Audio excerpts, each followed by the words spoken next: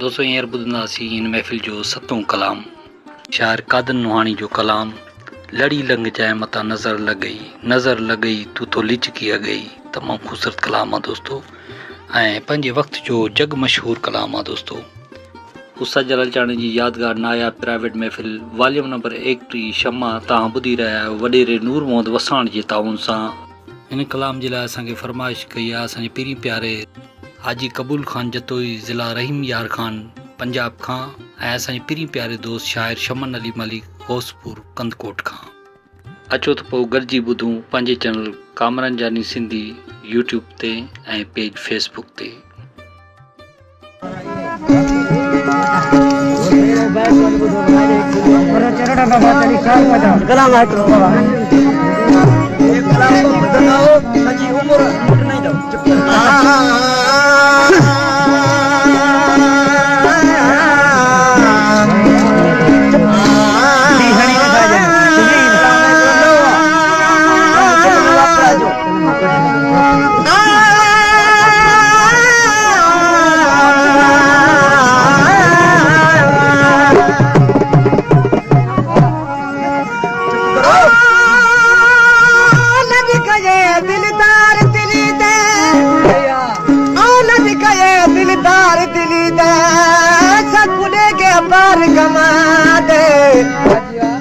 उम्मीद जुदाई थी वणदी फिर बैठे पंध थलाने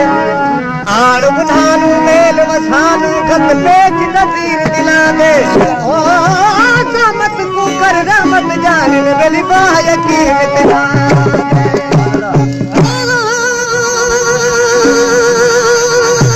कसम खुदा दी मैं को प्यारा लग दई बराबर कसम खुदा दी मैं को प्यारा लग दई नत कर बिघ नहीं का ठगी चोले दे अंदरूं ते को लुका छोड़ा कोई कोसा वाद लगई पंज तन दे फुल ठाह घतई ते को नजर किंदी न लगई आखे गुलाम फरीदा ओ सोन दे नाल ते को तोल गिना जद वस में गरीब दराव लगई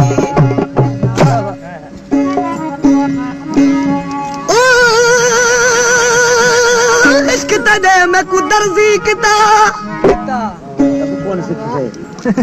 ओ इश्क तने मैं को दर्जी किता दल घिनारी यार मशीने कसम करी में बनक बनक दे चोले सीसा जो यार मेरा शौकीने कसम करी में सीसा चोला ते पासी ढोला लगसी यार मेरे दे सीने कसम करी में आखे गुलाम फरीदा ओ चोले दी सिलारी मूल न गिरसा जो यार मेरा मिसकीने कसम करी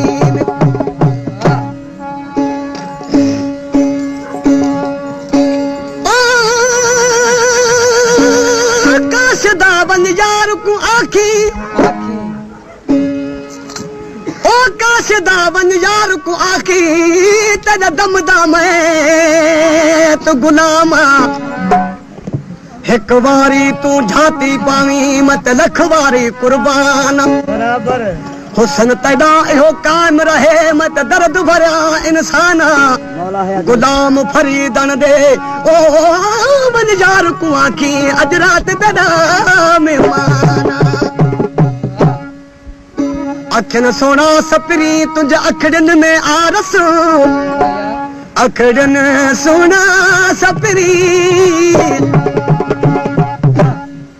अखन सोना सपरी तुझे अखड़न में आरस पिबड़ियों पासे करे तू तहाल मुझो दिस ओ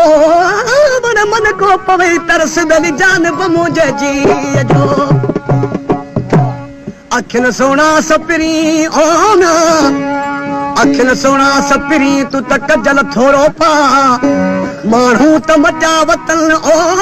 तू जैसे मत नाजुक नजर जी पुई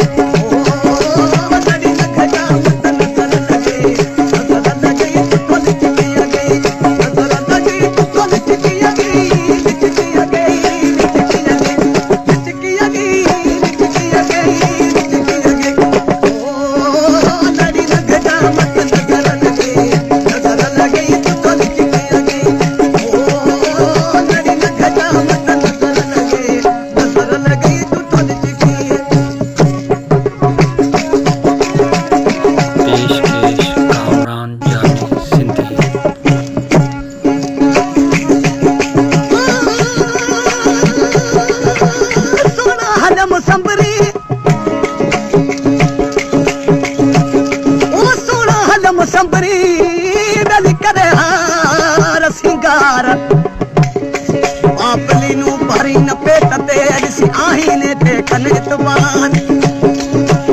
जन खे सबक न अचे सिंधीअ जो त अटकजन अंग्रेज़नि सां यार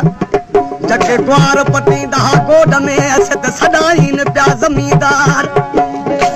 क्रीम मक्खी न कुल्हनि ताईं वराई न बीठा वार यार सवे साइकिलियूं आयूं सवारीअ लाइ थिया दगन ते दीदार यार रोड वठी दादा थिया खेल जा ख़रीदार यार ट्रिपी टिकेट वठूं खेल जी कयूं गैलरी ते गुफ़्तार यार हुकुम कयूं होटल वारे खे तूं त चाहियूं आणे ॾे चार बिस्कोट कढिया बरनी मां वेराज जी जार पाननि जी ठही पारत गुत सिगरेटनि जी राजा सार यार दिल लिखियो आहे बंदीअ ते कन दुनिया जी दरकार ओ